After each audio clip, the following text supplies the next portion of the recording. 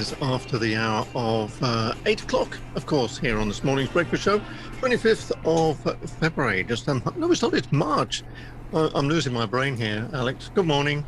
Good morning, Jerry. How are you doing today? Not February, is it? No, it's not. No, okay, just checking.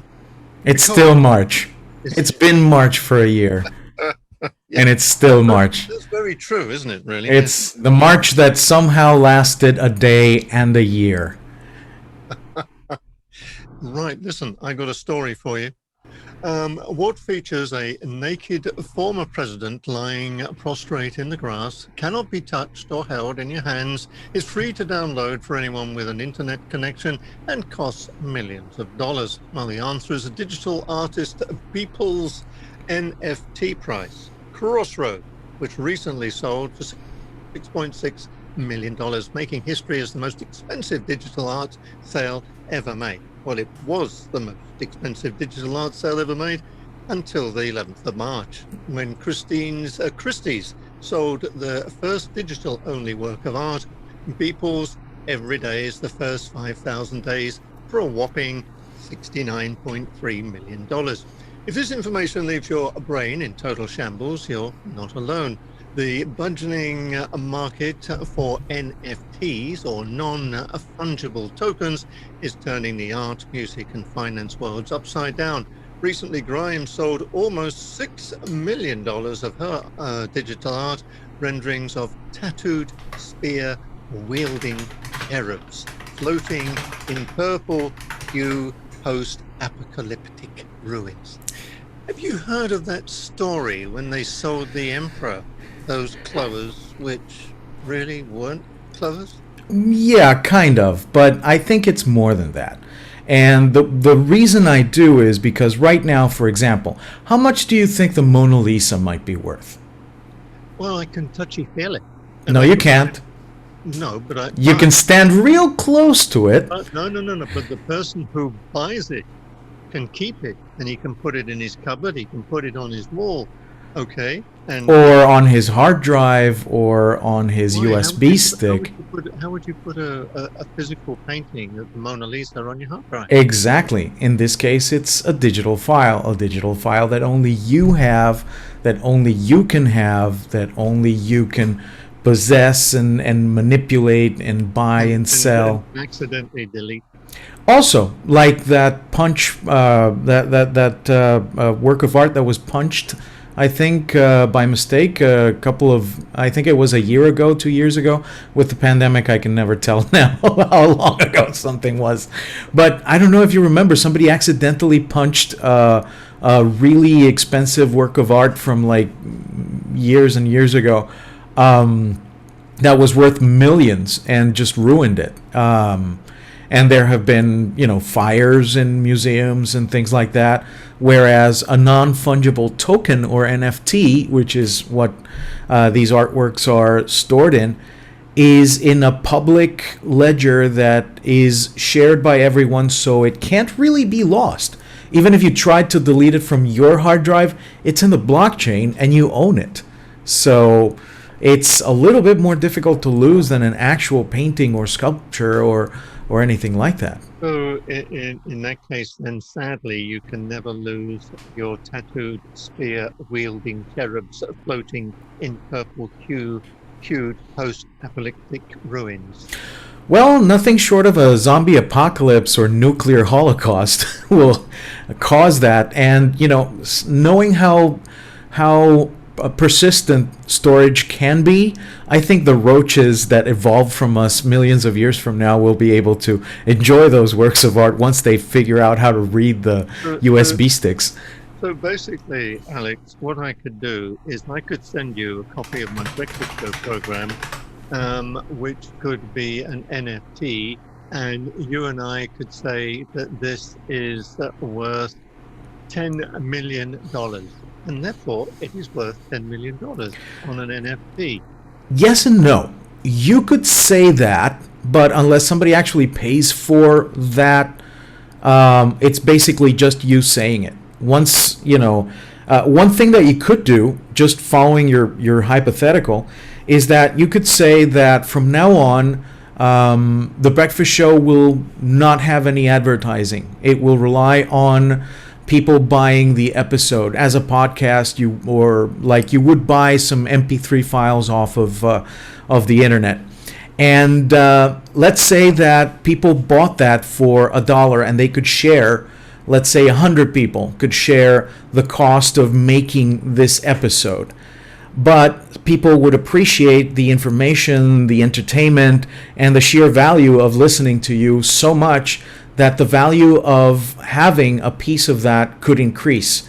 And it could, in theory as well, at least hypothetically, it could increase in price so that people who bought into buying a piece of your show at the beginning for, say, $1 could then sell that right to own that piece of the show for 100 times that value or 1,000 times that value.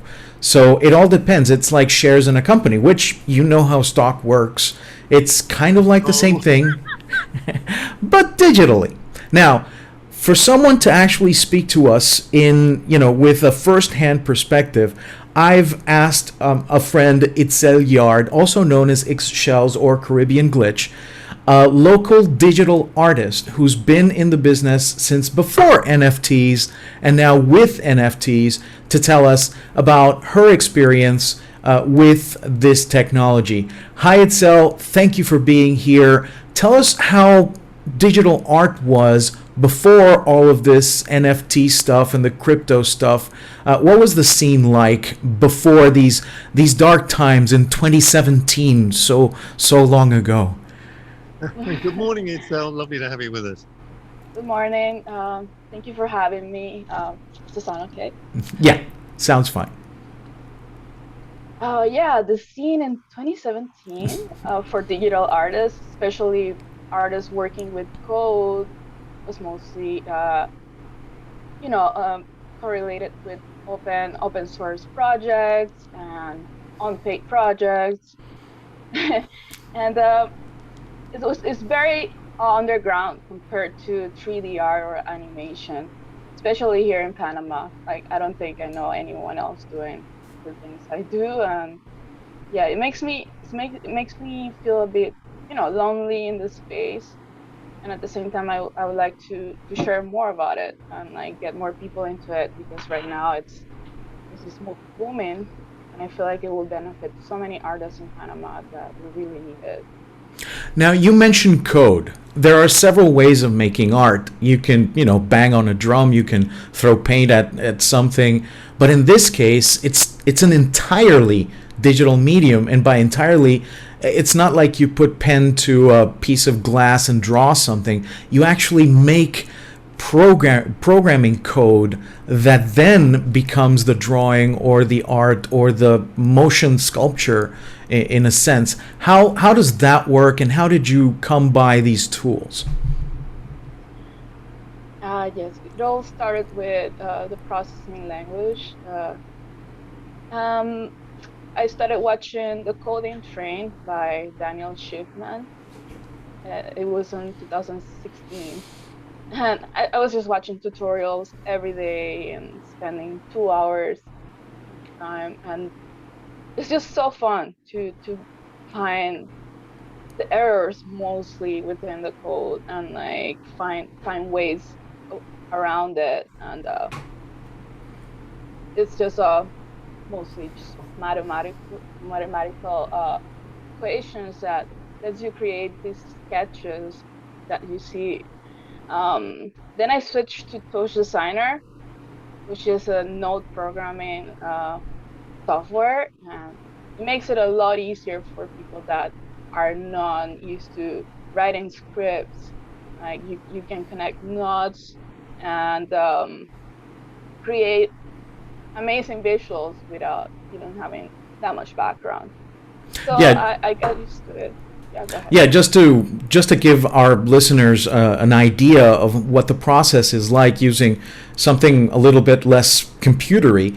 You know how sometimes you can make, for example, one of the first things that the company that we now know as IBM did back in the day at the late 19th century, early 20th century, was to program looms to make tapestries using what we would now call code, but would basically be instructions encoded in mechanical relays and things like that to make what constitutes in some form a tapestry, which is a form of art in and of itself. Industrial, and there's thousands of tapestries coming out all the same, but it's kind of the basis of what digital artists do now with code. They use mathematical equations, they use different languages and tools to make the computers perform either visual, auditory, or volumetric, as in 3D objects and animation and such. I think here, look, it's the same as anything. Mm-hmm. If you are an artist and you pick up a paintbrush, you're basically coding. Your hand is telling, I need this color and I need it here and I want this here, and you're creating a work of art. Absolutely the same as Excel is doing. And I mean, I'll tell you now, I take my hat off to anybody who can code, because it completely confuses me. I have trouble writing in a notebook. But what I'm saying is, I can understand that when the guy has finished his painting, he sells it to you, for argument's sake, $5,000, and it's yours, and you take it away. I could understand the digital art thing a little bit more if Excel creates a code which creates a beautiful digital picture or moving picture or whatever, and nobody else has access to it, to that code or to the digital art, and it belongs to me, and it's purely on my machine, and I can have it automatically displayed on a screen in where I live or whatever. I can get a grasp of that. But when everybody has the benefit of exactly the same thing, which I suppose the same does apply to a painting, because everybody has a copy of Constable Paywayne, for instance. It's just that, I'm old-fashioned. I mean, look at me. It's just getting a head around how you get to the value. I guess that is just something which is agreed by the buyer and the seller. And how do you actually sell?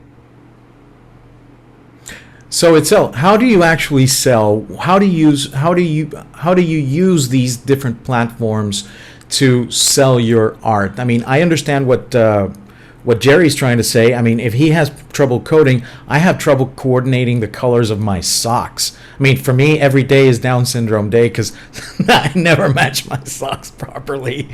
But in that sense, just like in Gerry's example, everybody's got a copy of the Mona Lisa on their background on their computer or something like that, even though the Louvre or somebody else owns it. How do you buy and sell art on these platforms itself?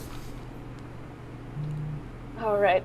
So there's much more, many more types of art, and than the one I make that are selling. And the basis of NFT is creating a signature on your work, just like when you sign a piece of like an oil painting, and trade it across the ocean, instead of like spending all this money trying to send your artwork to, let's say, Japan.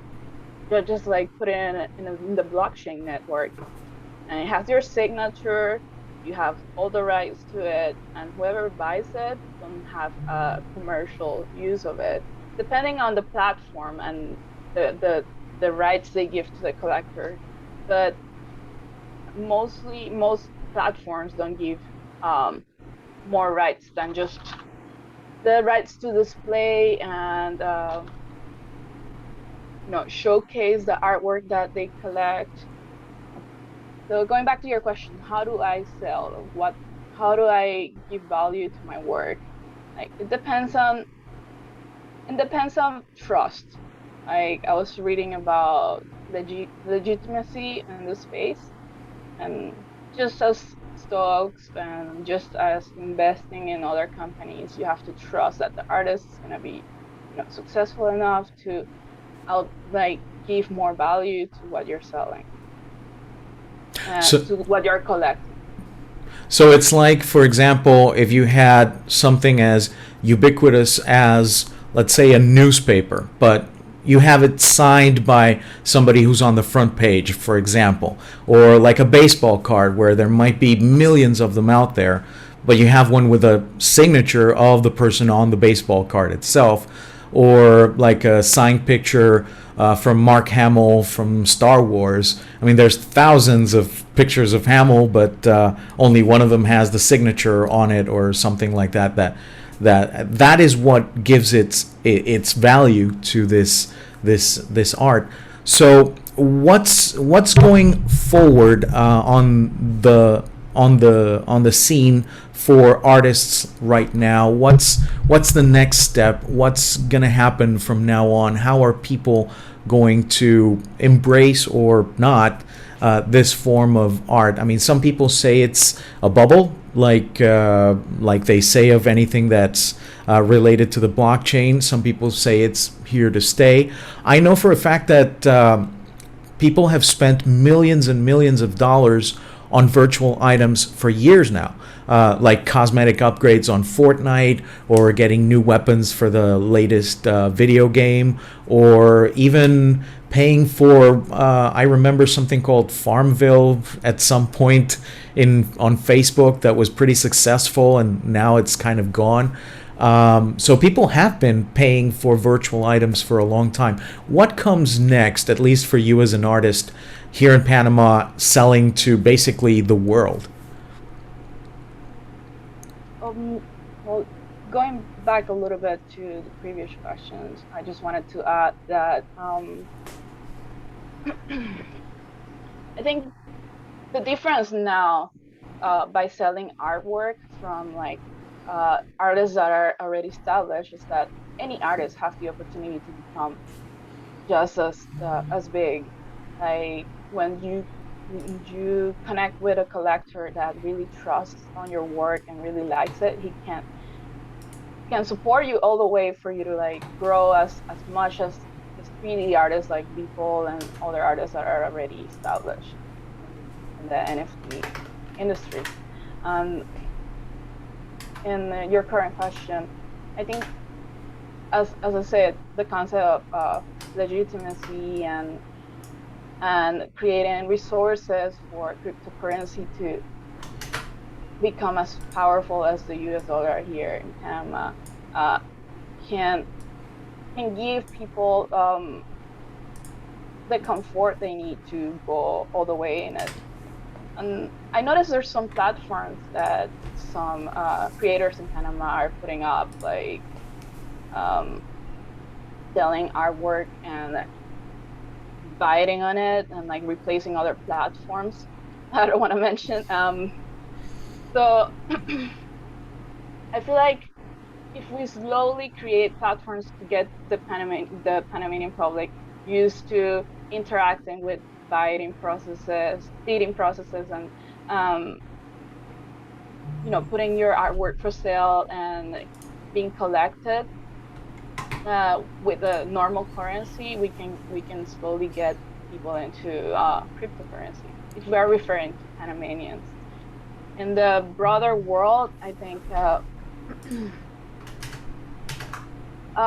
once the Ethereum ecosystem, which is one of the most used cryptocurrencies on NFTs, becomes a proof of system cryptocurrency, which that means that it won't need mining. It won't need people mining and like spending all the resources that they're spending right now, which is one controversy that is going on with surrounding the environmental impacts, which are true. But at the same time, this is something that we cannot just stop and like. I mean, I was just looking here. I mean, you said here that as NFTs on Nifty Gateway, this is apparently the premier marketplace for NFTs. Kings of Leon became the first band to offer an album as both a streamable collection of songs and an NFT. And in the sports world, game highlights can be bought and sold as NFT, though anyone can watch the calls for free. And this is now they've sort of become the next big thing in cryptocurrencies crossover out of elusive anonymous e-wallet dealings into the more public cultural web. So basically, anything can be sold as an NFT if it's in a digital format. I mean, for instance, if you are a photographer and you process your art digital item, and that kind of work can be sold just the same. I guess it's anything that is digital that somebody puts a value on. That is correct. I mean, you can pretty much put anything on the blockchain, and the concern that Itzel was stating is that most of these blockchains are based on something called proof of work, like Bitcoin and Ethereum right now. They're based on computers in the blockchain making these equations that preserve the integrity of the blockchain, which right now are consuming enough electricity as, you know, as much electricity as the country of Sweden or something like that. And that is not environmentally conscious or sustainable. One of the things that's going on right now in that space is that Ethereum, for example, is switching to something called proof of stake, which only uses about 1% of the power necessary for these transactions to take place. So going forward, it will become more sustainable. Bitcoin was created at a time where whoever created it wasn't probably thinking far enough ahead, 10 years, 20 years into the future, on how this would take off and how people would spend ever increasing amounts of money and resources to obtain these digital currencies as they are right now. So some of those changes are coming eventually to blockchains like Ethereum, which is right now being preferred because of this by a lot of efforts that have to do with NFTs and crypto art and cryptocurrency in general.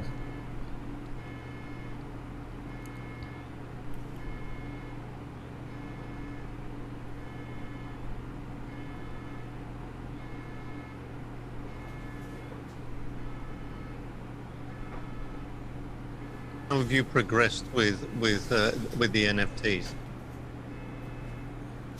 Well, I've been doing this for about a month, and Mm-hmm. my friend, his name is Dimitri Cherniak. He introduced me to it, and he has supported me since the beginning. I Mm-hmm. really, really owe a lot to him. Like, he bought my first artwork, Oh, and great. Mm-hmm. that allowed me to have some some Ethereum in my wallet to so I can start minting more artwork, because Mm-hmm. minting takes a lot of gas fees, which is like what you pay to the miners, and sometimes it's around $90 to $150 on USD, and yeah, it's a lot. So you need you need capital to start. Sure. That's interesting because I'd never thought of, because cryptocurrency scares the hell out of me, and so does anything which is not, to me, which is not tangible. I mean, as I said, I'm old school. But what's interesting, the way you were describing that to me, that you have to get the currency in order to do the mining and whatever, doesn't it just sound like a big video game? Well, I do see life like a video game most of the time. It feels like we're playing role-playing game, and Mm-hmm. we are all participating in it. And mostly in Twitter, if you connect to Mm-hmm. NFT hashtags, you'll see Okay. people sharing within each other and their art, and just pumping each other, just like if we were playing as a team. And Mm-hmm. I think this ecosystem works better as a community if we want to actually become a decentralized system that allows anyone to come in and sell their work and have the opportunity to actually make a lot, and change their lives. I have seen so many statements of people that have completely flipped their lives around. Like, Mm. they pay their loans, they pay their houses, and Now they're able to, do things, have enough time to create art more than worrying about, Mm-hmm. Mm-hmm. creating an income. And that happened to me. I've sold around 13 artworks so far, Oh, and great. I've made around 15,000 in 1 month, I'm in and the that's wrong job. amazing. I quit.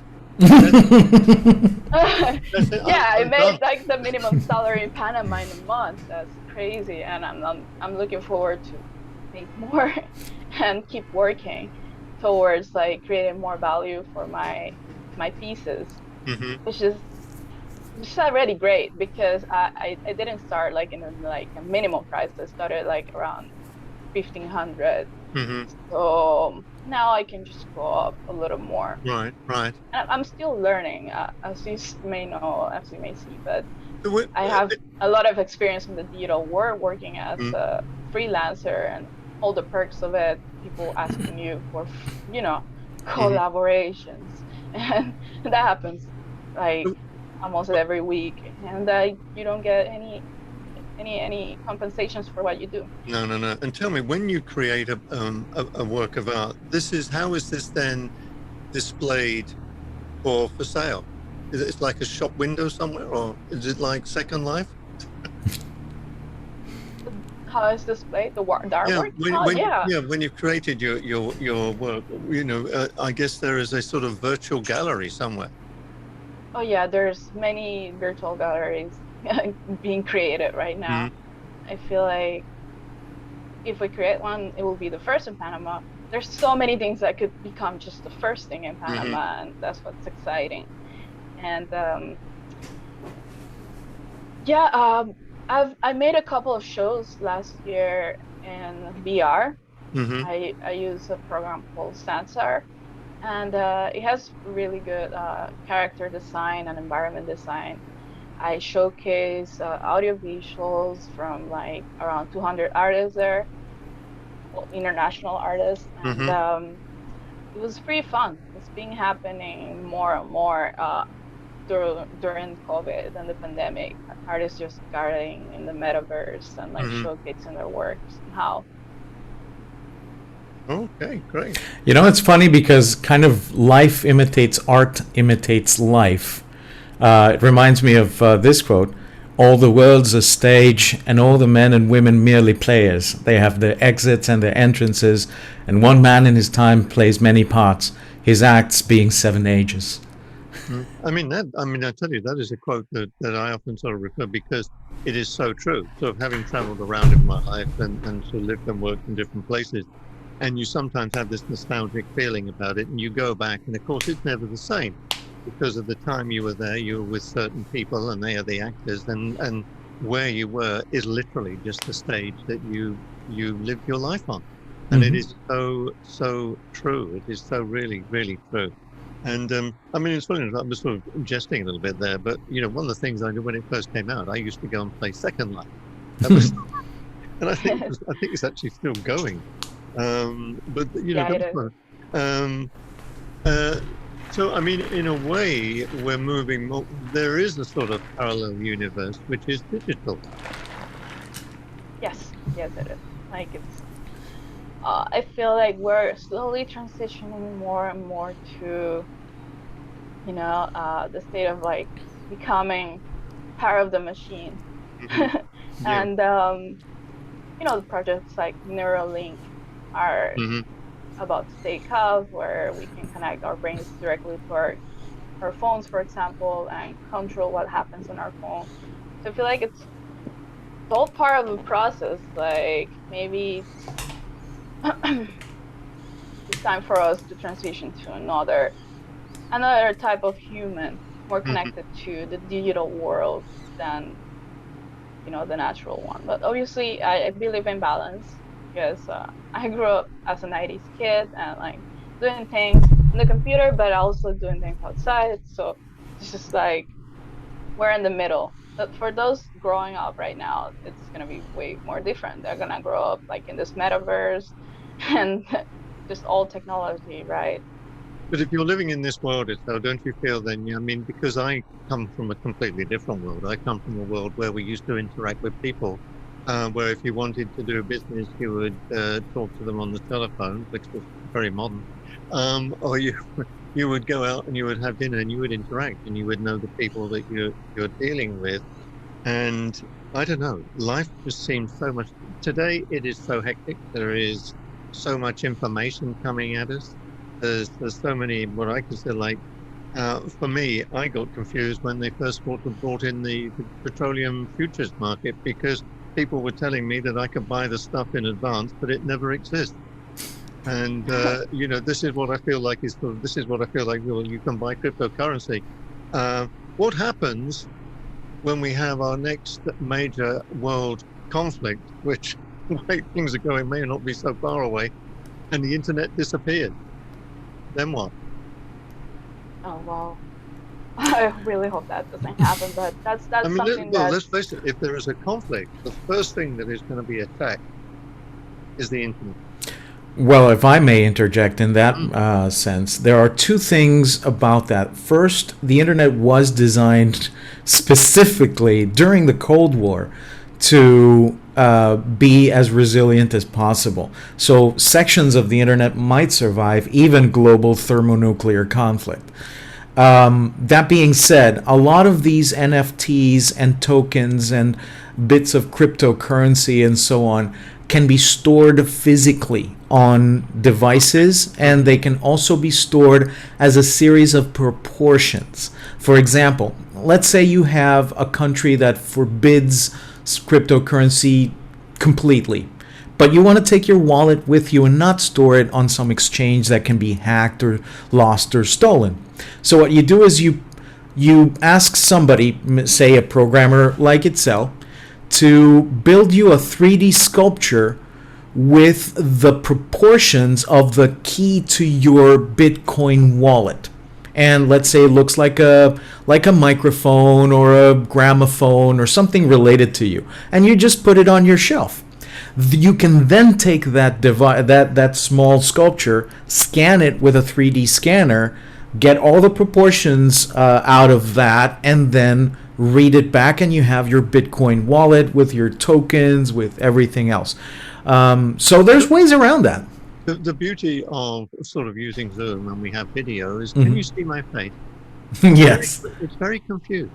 I know. And I'm guessing that would be the same thing that would happen if you tried to explain how a virtual credit card works to maybe somebody who's in feudal Japan or something like that, trying to get his land to produce enough for the shogun or something like that. I mean, different economies and different eras have different instruments of value, and hopefully we won't have to resort to barter and then fight our fourth major conflict with sticks and stones, as the apocryphal quote from Einstein says. Anyway, listen, we've got to wind it up. We're making our way to the top of the hour. It's still just if people want to see your work, where's the best place to go?